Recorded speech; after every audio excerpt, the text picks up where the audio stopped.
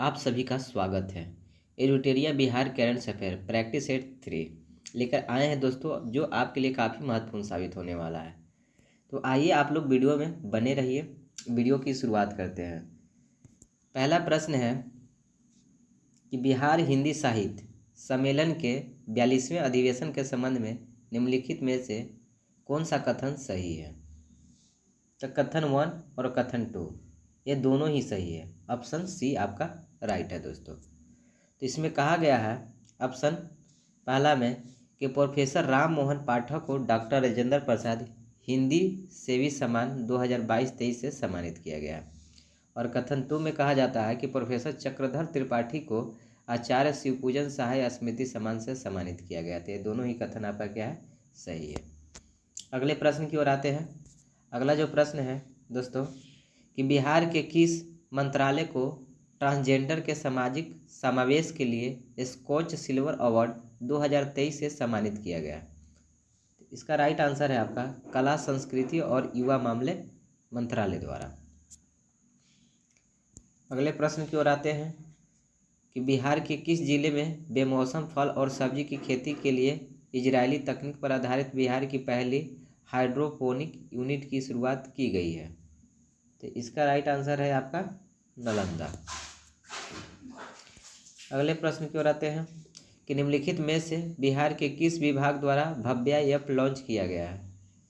तो इसका right answer आपका है स्वास्थ्य विभाग। अभी बिहार के वर्तमान स्वास्थ्य मंत्री तेजस्वी यादव जी हैं। अगले प्रश्न की ओर आते हैं। चौथे राष्ट्रीय जल पुरस्कार 2022 के संबंध में निम्नलिखित में से कौन सा कथन असत्य है? तो आपका पहला दिया हुआ है कि यह जल संसाधन नदी विकास एवं गंगा संरक्षण विभाग द्वारा जारी किया गया है। तो ये आपका बिल्कुल सही है। इसमें मध्य प्रदेश प्रथम स्थान पर है, ये भी बिल्कुल सही है।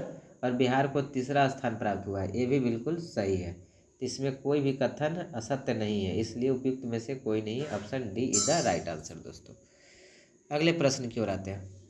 अगला प्रश्न है कि मई 2023 में जारी एक रिपोर्ट के अनुसार मनरेगा के तहत मजदूरों को काम देने में बिहार का कौन सा जिला प्रथम स्थान है? तो इसका राइट आंसर है आपका जमुई जिला दोस्तों। 7 नंबर प्रश्न है कि बिहार के जल संसाधन मंत्री संजय झा ने बिहार में बाढ़ तथा सुखाड़ के प्रभाव को कम करने के लिए आधुनिक तकनीक अपनाने हेतु कौन सा योग लॉन्च किया है? तो इसका राइट आंसर है बेफिक्र ऐप। अगले प्रश्न की ओर आते हैं। अगला प्रश्न है दोस्तों कि बिहार के किस जिले में भगवान बुद्ध की सबसे ऊंची प्रतिमा का निर्माण किया जा रहा है? तो इसका राइट आंसर है नवादा, जो 108 फीट ऊंची भगवान बुद्ध की प्रतिमा का निर्माण किया जा रहा है दोस्तों। आइए अगले प्रश्न की ओर आते हैं। अगला प्रश्न है कि बिहार में आयोजित 10वीं सीनियर नेशनल ड्रैगन बोट प्रतियोगिता के संबंध में निम्न में से कौन सा कथन गलत है? तो देखते हैं। पहला कथन, इसका आयोजन पूर्वी चंपारण के मोती झील में किया गया है, ये बिल्कुल सही है। दूसरा, इसका उद्घाटन बिहार ग्रामीण विकास मंत्री श्रवण कुमार ने किया है, ये भी बिल्कुल सही है। और इसमें 19 राज्यों की टीम ने हिस्सा लिया है, ये भी बिल्कुल सही है। तो इसमें से कोई भी कथन दोस्तों गलत नहीं है। तो option D is the right answer. अगले प्रश्न की ओर आते हैं। अगला प्रश्न है कि स्टूडेंट क्रेडिट कार्ड योजना के तहत बिहार शिक्षा विभाग ने वर्ष 2023-24 में कितने छात्रों को लाभ देने का लक्ष्य निर्धारित किया है? तो इसका राइट आंसर है 83,000। अगले प्रश्न की ओर आते हैं। अगला जो प्रश्न है कि मुख्यमंत्री नीतीश कुमार ने खरीफ महाअभियान 2023 के तहत किस जिले से 36 प्रचार रथों को रवाना किया है? तो इसका राइट आंसर है आपका पटना। अगले प्रश्न की ओर आते हैं कि मुख्यमंत्री ग्रामीण पेयजल निश्चय योजना के तहत श्रेष्ठ कार्य के लिए बिहार के किस विभाग को राष्ट्रीय स्तर का स्कॉच गोल्ड अवार्ड प्रदान किया गया है? तो इसका राइट आंसर है दोस्तों ग्रामीण विकास विभाग। 13 नंबर जो प्रश्न है कि बिहार में चौथा कृषि रोड मैप के संबंध में निम्नलिखित में से कौन से कथन सही है? तो इसमें आपका कथन 2 और 3 ये दोनों सही है कि इसके तहत 62 लाख करोड़ रुपए खर्च किए जाएंगे और इसके तहत दलहन तिलहन तथा मोटे अनाज के उत्पादन पर जोर दिया जाएगा। अगले प्रश्न की ओर आते हैं। मई 2023 में सेंट्रल बैंक डिजिटल करेंसी अपनाने वाला भारत का पहला नगर निगम कौन बना? तो इसका राइट आंसर है दोस्तों पटना नगर निगम। 15 प्रश्न है कि बिहार में जीएसटी मॉडल को अपनाने के लिए किस राज्य ने वहां अधिकारियों की एक टीम भेजी है? तो इसका सही आंसर है दोस्तों राजस्थान। बिहार की जीएसटी मॉडल को अपनाने के लिए राजस्थान से अधिकारियों की एक टीम आई है दोस्तों। अगले प्रश्न की ओर आते हैं कि 13-14 मई 2023 को आयोजित इंटरनेशनल फिल्म फेस्टिवल के संबंध में निम्नलिखित में से कौन सा कथन गलत है? तो आपका कथन ए जो है दोस्तों ये गलत है। इसका आयोजन बिहार के सिवान जिले में किया गया है, बिल्कुल गलत है। बाकी ऑप्शन बी यह 21 देशों की फिल्मों का प्रदर्शन किया गया है, सही है। भारत के 2 फिल्मों ने अलग अलग वर्ग में बेस्ट फिल्म अवार्ड जीता, ये भी सही है आपका। अगले प्रश्न की ओर आते हैं। अगला प्रश्न है आपका कि राष्ट्रीय हरित प्राधिकरण ने बिहार के किस नदी को घड़ियाल वन्य जीव अभयारण्य बनाने और इको सेंसिटिव जोन घोषित करने का निर्देश दिया है? तो इसका आपका राइट आंसर है ऑप्शन नंबर ए सोन नदी। अगले प्रश्न की ओर आते हैं। अगला प्रश्न है 18 नंबर कि बिहार के उप मुख्यमंत्री सह स्वास्थ्य मंत्री तेजस्वी यादव ने किस जिले में 2 दिवसीय स्पोर्ट कॉनक्लेव का उद्घाटन किया है? तो इसका राइट आंसर है दोस्तों पटना। अगला प्रश्न है कि बेंगलुरु कर्नाटक में आयोजित 5वें Indian open para athletics international championship के संबंध में निम्नलिखित में से कौन सा कथन सही है? तो इसमें आपका कथन 1 और 3 ये दोनों सही है कि डिस्क थ्रो में बिहार के दीपक कुमार ने स्वर्ण पदक जीता है और तीसरा है कि हाई जंप में शैलेश कुमार ने स्वर्ण पदक जीता है, ये दोनों सही है। अगले प्रश्न की ओर आते हैं। अगला प्रश्न है 20 नंबर कि बिहार के पटना यूनिवर्सिटी की किस प्रोफेसर ने मिसेज बिहार 2023 का खिताब जीता है? तो इसका सही आंसर है डॉक्टर रोहिणी। अगले प्रश्न 21 नंबर बिहार के किस व्यक्ति को ऑस्ट्रेलिया के मेयर के पद पर नियुक्त किया गया है? तो इसका राइट आंसर है समीर पांडे। अगले प्रश्न की ओर आते हैं कि बिहार के किस योजना को संयुक्त राष्ट्र द्वारा अपनाकर 6 अफ्रीकी देशों में लागू किया गया है? तो इसका राइट आंसर है दोस्तों बालिका साइकिल योजना, जो संयुक्त राष्ट्र संघ द्वारा अपनाकर 6 अफ्रीकी देशों में लागू किया गया है। अगले प्रश्न की ओर आते हैं। अगला प्रश्न है कि पंचायतों को टीबी मुक्त कराने के उद्देश्य से 12 मई 2023 को पटना में टीबी मुक्त पंचायत अभियान की शुरुआत किसने की? तो जो बिहार के स्वास्थ्य मंत्री हैं तेजस्वी यादव, इन्होंने ही किए थे। चलिए अगले प्रश्न की ओर आते हैं। हाल ही में बिहार के किस जिले के मखाना अनुसंधान केंद्र को पुनः नेशनल रिसर्च सेंटर का दर्जा दिया गया है? तो इसका राइट आंसर है आपका दरभंगा। आइए अगले प्रश्न की ओर आते हैं। अगला प्रश्न है कि राष्ट्रपति द्रौपदी मुर्मू ने सीआरपीएफ में तैनात बिहार के जमुई जिले के डिप्टी कमांडेंट को शौर्य चक्र से सम्मानित किया। कौन थे जिनको शौर्य चक्र से सम्मानित किया गया? तो इसका सही आंसर है दोस्तों विक्की पांडे। अगले प्रश्न की ओर आते हैं। अगला प्रश्न है कि मुख्यमंत्री नीतीश कुमार ने किस जिले में स्थित सिमरिया धाम में सौंदर्यीकरण कार्यों की आधारशिला रखी है? तो इसका राइट आंसर है दोस्तों सिमरिया जो धाम है वो आपका बेगूसराय में है। अगले प्रश्न की ओर आते हैं। अगला प्रश्न है 92 Skoch summit India economics forum के संबंध में निम्नलिखित में से कौन सा कथन सही है? तो आपका कथन 1 और कथन 2 ये दोनों ही आपका सही है कि बिहार के श्रम संसाधन विभाग को बाल श्रम मुक्ति के लिए स्वर्ण पुरस्कार दिया गया। दूसरा कथन है कि बिहार कौशल विकास मिशन को रजत पुरस्कार प्रदान किया गया। ये दोनों ही कथन आपका सही है। अगले प्रश्न की ओर आते हैं। गुणवत्तापूर्ण मातृत्व देखभाल के लिए पूर्वी भारत के पहले कौशल संवर्धन केंद्र की शुरुआत कहाँ की गई है? इसका राइट आंसर है समस्तीपुर। अगले प्रश्न की ओर आते हैं। मई 2023 में जारी इंटरनेशनल इन इंडिया रिपोर्ट 2022 के संबंध में निम्नलिखित में से कौन सा कथन गलत है? तो इसमें से आपका कोई भी कथन दोस्तों गलत नहीं है। कथन ए भी सही है, कथन बी भी सही है, कथन सी भी सही है। कथन ए कहता है कि 70% इंटरनेट यूजर के साथ गोवा देश में पहला स्थान रखता है। बिहार में वर्तमान में 32% इंटरनेट यूजर है। इंटरनेट यूजर के मामले में बिहार देश का अंतिम स्थान रखता है दोस्तों।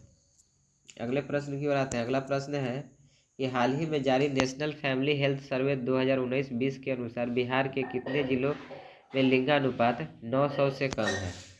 तो बिहार के 19 ऐसे जिले हैं जहां पर लिंगानुपात 900 से भी कम है।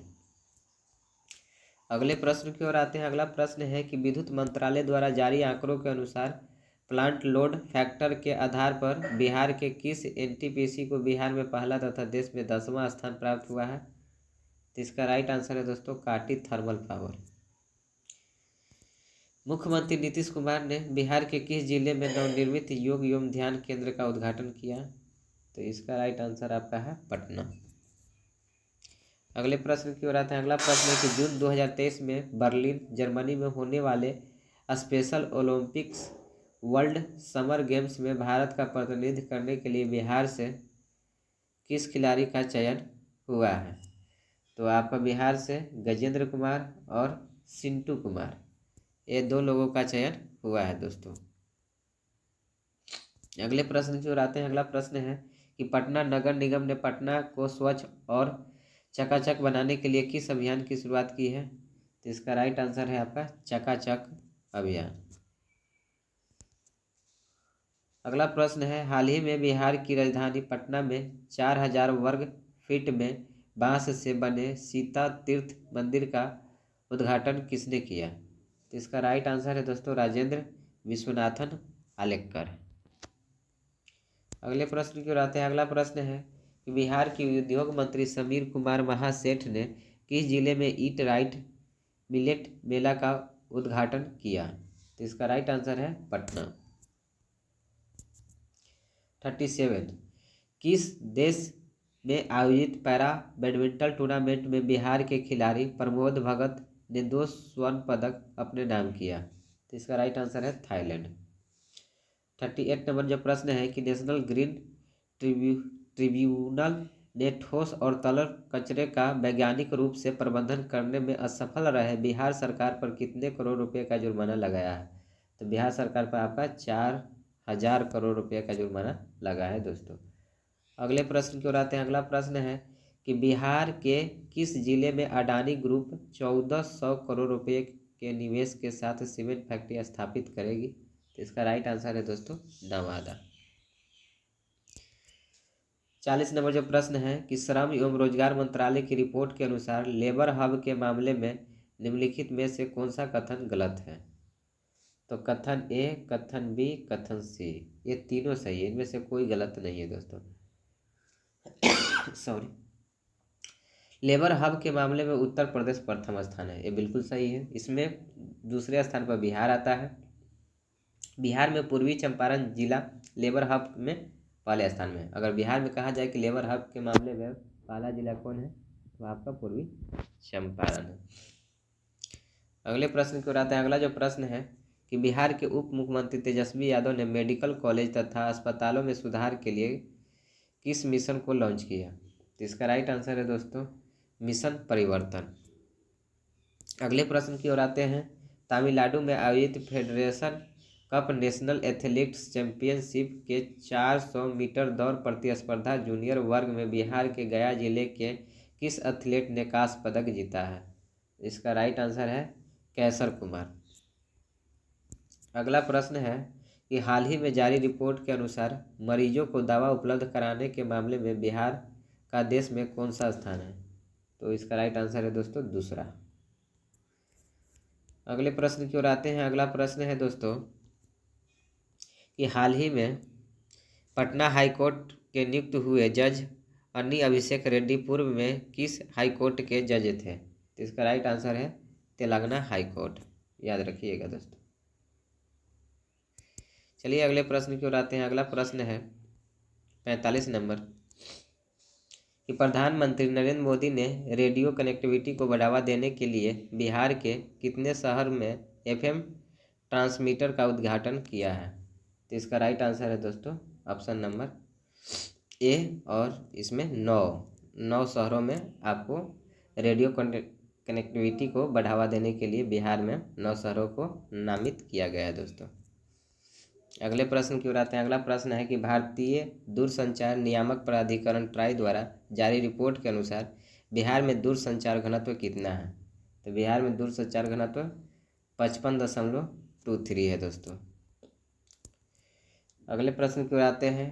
Compendium of 75 agri entrepreneur and innovators नामक पुस्तिका में बिहार के किस एकमात्र महिला किसान का नाम दर्ज किया गया है। तो इसका राइट आंसर है दोस्तों राजकुमारी देवी।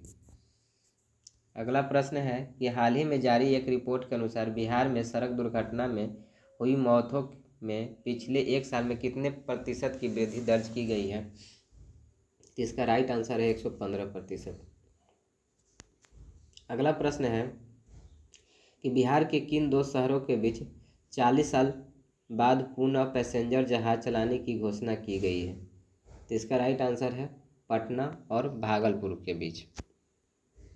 अगला प्रश्न है दोस्तों कि जुलाई 2023 में मनामा बहरीन में आयोजित होने वाले FIVB वॉलीबॉल में अंडर-20 वर्ल्ड चैंपियनशिप में राष्ट्रीय टीम में बिहार के किस खिलाड़ी का चयन किया गया है। तो बिहार के किस खिलाड़ी का, तो इसमें आपका अनुज कुमार सिंह का भी चयन किया गया है, राजीव रंजन सिंह को भी चयन किया गया और सुशांत कुमार को भी चयन किया गया है। तो बिहार से 3 व्यक्तियों को चयन किया गया है। तीनों का नाम है दोस्तों अनुज कुमार, राजीव रंजन सिंह और सुशांत कुमार। ये तीनों लोगों का चयन किया गया है। तो ये आपके 50 महत्वपूर्ण बिहार के करंट अफेयर थे जो दोस्तों जो आपके एग्जाम के लिए काफ़ी महत्वपूर्ण साबित होने वाला है। तो बस वीडियो को यहीं ख़त्म करते हैं। अगर वीडियो अच्छा लगा है तो आप लाइक कीजिए, चैनल को सब्सक्राइब कीजिए और अपने दोस्तों के भी शेयर कीजिए। तब तक के लिए जय हिंद, वंदे मातरम।